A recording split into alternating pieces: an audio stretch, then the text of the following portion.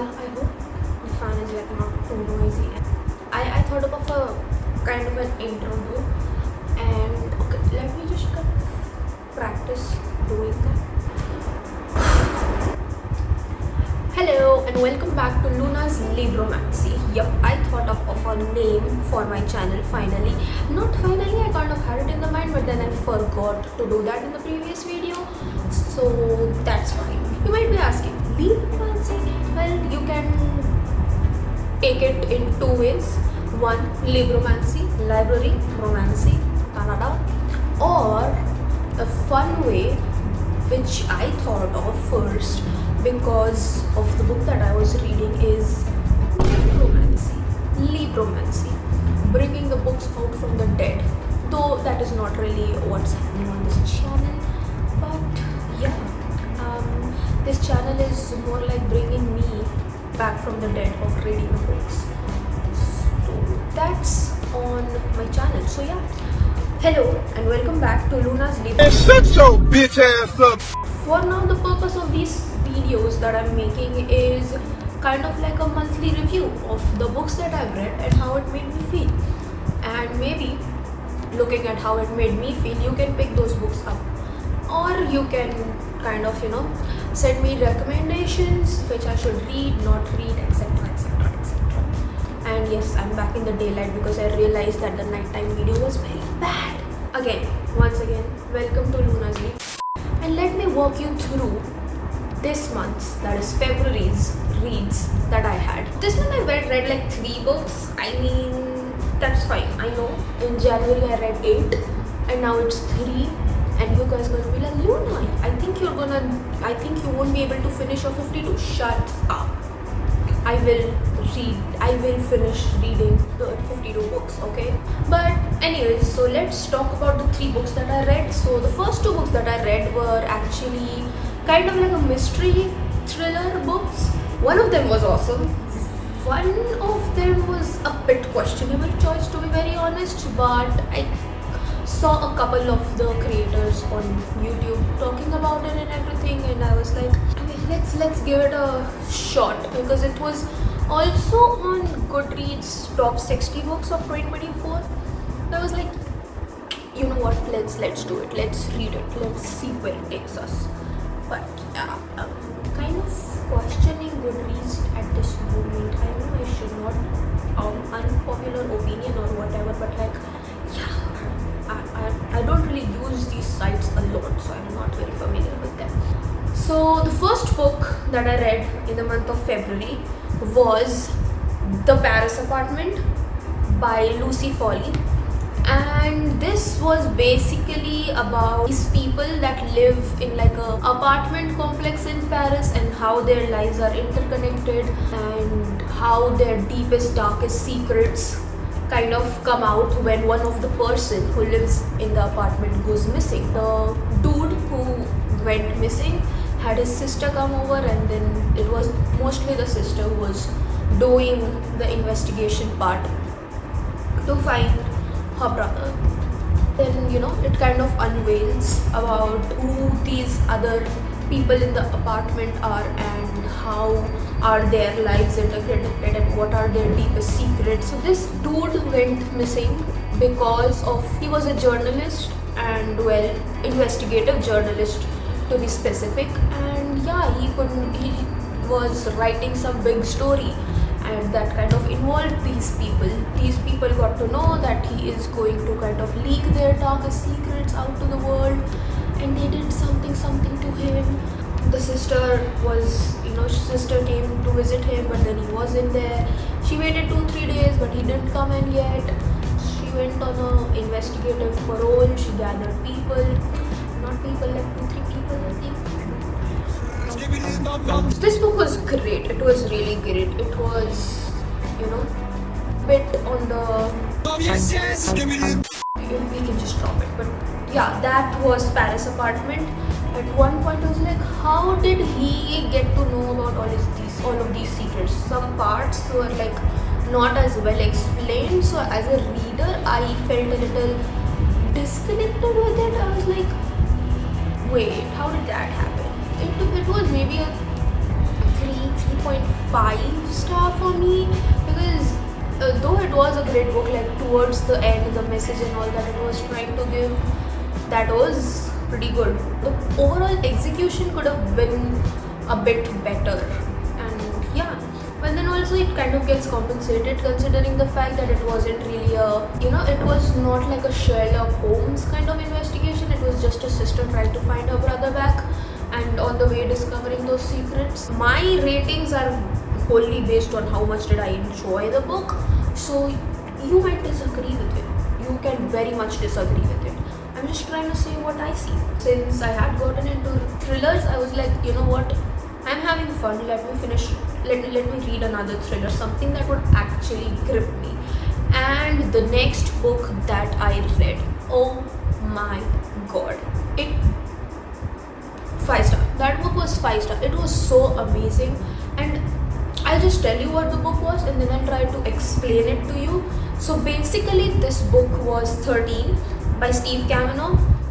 I hope I pronounced it correct. And over here basically what the book was about is, it was a dual perspective book, wherein it was going from the perspective of the serial killer and the lawyer, you can say, who was kind of trying to find this serial killer. So basically what happens is, there's this serial murderer who is going around killing people, and he has a pattern, but that pattern is, people cannot recognize that pattern, and he is so good at his job that no one is able to catch him, because one, no one knows their pattern, two, he never leaves evidence behind, except one single evidence, that was a dollar bill, just a single dollar bill, which he would somehow tuck it somewhere in the murdered person's body. He makes sure that the murders that he committed, someone else is going to the prison for it, because the murderer is on the jury. Exactly. The murderer, he is always on the jury. People deciding who's guilty, not guilty. So yes, that is what 13 is about. So this number 13, it has a lot of significance, because in the trial case which was going on in the book was about a murder case of the wife of a big superstar, and the superstar was, convicted that he is the murderer. Not convicted, I'm bad, but basically he was called out to be a murderer. And yeah, then there is this lawyer, super awesome lawyer, who goes around trying to prove that this dude is not guilty, because he actually wasn't, because he believed it that he wasn't. And yeah, he trying to prove that he's not guilty. He somehow found this serial murderer's pattern, and then he finds out who he is and how he does it, and blah blah blah, and why he is doing it. And the way he finds it out, it was amazing. It was pure amazing. Even though you are getting the perspective of the killer, even you wouldn't know who the killer is until the very end. You would keep, the book throughout kept you guessing that, oh, is that person the killer? Is that person the killer? Did he come in place of that person? But until the very end, you would not know who the killer is, and when you get to know, you will be flabbergasted at how almost flawlessly, this man had executed his plan. I really reading this book, it literally had me by my bones, because I was reading it through it like anything. I was like, next page, a real page turner. It was amazing, and since it was dual perspective, it was like you could see what is happening. So even when you know what is happening, how it's happening, why it's happening, you still wouldn't know who the killer is. You just won't. So that was the second book that I read this month, 13 by Steve Cavanagh. And then I finally managed to finish the series that I had started this year, and I absolutely love it. I love it. I kinda wanna give it like a 4.75 star only because how it ended.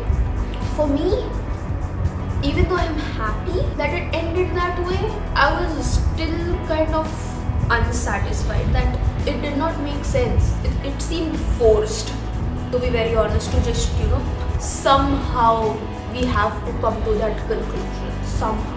And to be very honest, it did not really make sense to me. Like I told you, I'm happy with the way that it ended. I'm really, really happy because I was this close to crying, but then I'm really happy that it ended the way it did. So yeah, I'm gonna stop yapping about it and just tell you the book that I read, because this was what I read.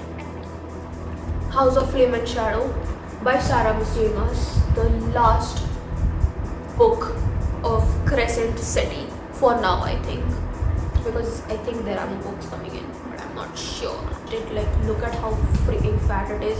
I used to read it at my work and people would be like, why are you reading a dictionary? I ask myself the same question sometimes, like, why?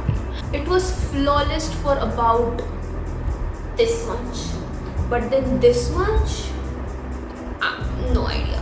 So thank you so much to the person who I borrowed this from, and I'm gonna be parting with this book. The dictionary is going finally. So this was the last book of February 2025. I would get this book tattooed on me if I could, but I can't. But I won't recommend you reading in the order that I did. Just read it in the order that it's supposed to be read, and not just randomly pick it off from your TBR like I did, because I was just like, this has been sitting on my TBR for the longest time, let's just read it. And I picked the book that was supposed to be read at the last, like the series that was supposed to be read at the last, and that's fine. So yes, thank you so much for coming along on this yap session, I would say, where I don't really know what I'm talking about, but I hope that you are enjoying it. That is all for this video. If you like it, like, comment, subscribe, and if you don't like it, still like, comment and subscribe, but